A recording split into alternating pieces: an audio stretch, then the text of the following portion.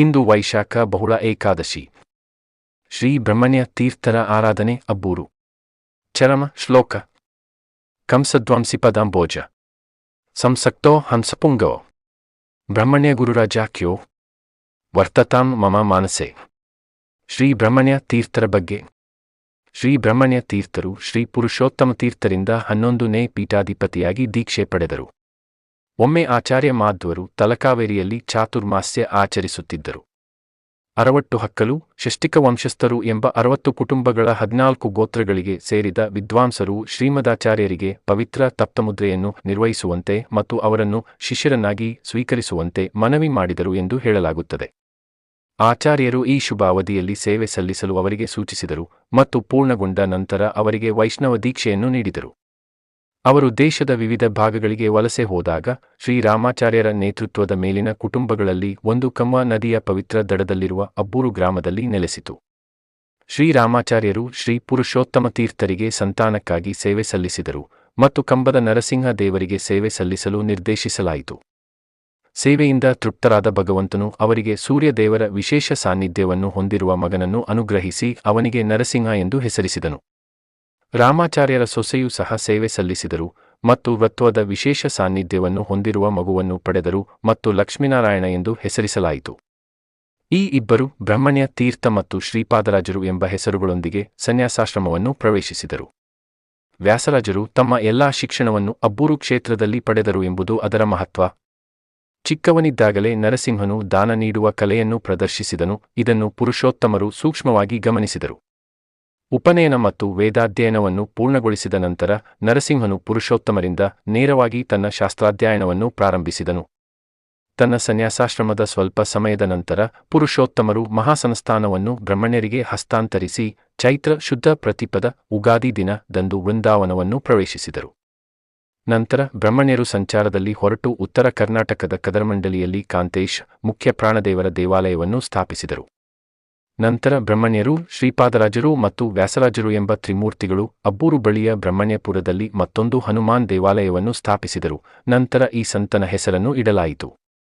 ಒಮ್ಮೆ ಬ್ರಹ್ಮಣ್ಯರು ಮಾಲೂರಿನಲ್ಲಿರುವ ಅಪ್ರಮೇಯ ಕ್ಷೇತ್ರಕ್ಕೆ ಸಂಚಾರ ಮಾಡುತ್ತಿದ್ದಾಗ ಒಬ್ಬ ಮುಖ್ಯಸ್ಥ ಅಪರಾಧಿಯಾಗಿ ಶಿಕ್ಷೆಗೊಳಗಾದ ಪುನರುತ್ಥಾನಗೊಳ್ಳುವಂತೆ ಬೇಡಿಕೊಂಡನು.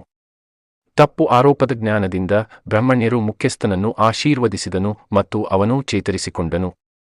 ತನ್ನ ಋಣಭಾರದ ಸಂಕೇತವಾಗಿ ಮುಖ್ಯಸ್ಥನು ಅಬ್ಬೂರು ಮತ್ತು ಸುತ್ತಮುತ್ತಲಿನ 32 ಗ್ರಾಮಗಳನ್ನು ಸಂತನಿಗೆ ದಾನ ಮಾಡಿದನು. ಅವರು ಅದನ್ನು ಅಗತ್ಯವಿರುವ ಎಲ್ಲರಿಗೂ ತಕ್ಷಣ ವಿಲೇವಾರಿ ಮಾಡಿದರು.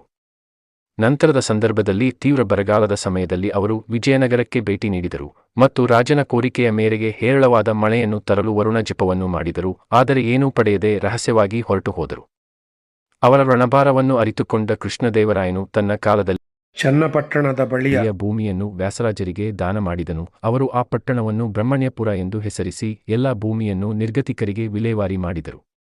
ಬ್ರಹ್ಮಣ್ಯರು ಅಸಾಧಾರಣ ತ್ಯಾಗಿ, ವೈರಾಗ್ಯ ಶಿರೋಮಣಿಗಳು. ಪ್ರತಿದಿನ ಮಹಾಪೂಜೆಯ ನಂತರ ಅವರು ಅಗ್ರಹಾರದಿಂದ ಭಿಕ್ಷಾ ಸ್ವೀಕಾರವನ್ನು ಮಾಡುತ್ತಿದ್ದರು. ಮಠಕ್ಕೆ ತಂದು ಭಗವಂತನಿಗೆ ಅರ್ಪಿಸಿ ನಂತರವೇ ಅದನ್ನು ಸೇವಿಸುತ್ತಿದ್ದರು. ಬದರಿಕಾಶ್ರಮಕ್ಕೆ ಭೇಟಿ ನೀಡಿದಾಗ ಅವರು ಯೋಗ್ಯ ಉತ್ತರಾಧಿಕಾರಿಗಾಗಿ ಭಗವಂತನನ್ನು ಪ್ರಾರ್ಥಿಸಿದರು. ನಂತರ ಅವರು ಬನ್ನೂರಿಗೆ ಭೇಟಿ ನೀಡಿದರು. ಅಲ್ಲಿ ಅವರು ರಾಮಾಚಾರ್ ಕುಟುಂಬದ ಮಹಿಳೆಯನ್ನು ಆಶೀರ್ವದಿಸಿದರು. ಅವರು ತಮ್ಮ ಪತಿಯನ್ನು ಕಳೆದುಕೊಂಡಿದ್ದರು. ದೀರ್ಘ ಸುಮಂಗಲಿ ಭವ ಎಂದು ಆಶೀರ್ವದಿಸಿದರು. ಸತ್ತ ವ್ಯಕ್ತಿಯನ್ನು ಪುನರುತ್ಥಾನಗೊಳಿಸಲಾಯಿತು ಮತ್ತು ದಂಪತಿಗೆ ಸುಪುತ್ರವಾನ್ ಭವ ಎಂದು ಆಶೀರ್ವದಿಸಲಾಯಿತು. ಜನಿಸಿದ ಮಗುವನ್ನು ಮಠಕ್ಕೆ ಹಸ್ತಾಂತರಿಸಬೇಕೆಂಬ ಷರತ್ತನ್ನು ನೀಡಲಾಯಿತು. ಆದ್ದರಿಂದ ಶ್ರೀ ವ್ಯಾಸರಾಯರು ಜನಿಸಿದರು. ಅವರು ದೇಶ ಮತ್ತು ಪ್ರಪಂಚದ ತಾತ್ವಿಕ ಸಾಹಿತ್ಯಕ್ಕೆ ಅತ್ಯುನ್ನತ ಕೊಡುಗೆಗಳನ್ನು ನೀಡಿದರು. ಪಂಢರಾಪುರದಲ್ಲಿ ಬ್ರಹ್ಮಣ್ಯರು ಪಾಂಡುರಂಗ ವಿಠ್ಠಲರಿಂದ ಆಶೀರ್ವದಿಸಲ್ಪಟ್ಟ ವಿಗ್ರಹವನ್ನು ಇಂದಿಗೂ ಮಠಕ್ಕೆ ಪೂಜಿಸಲಾಗುತ್ತದೆ.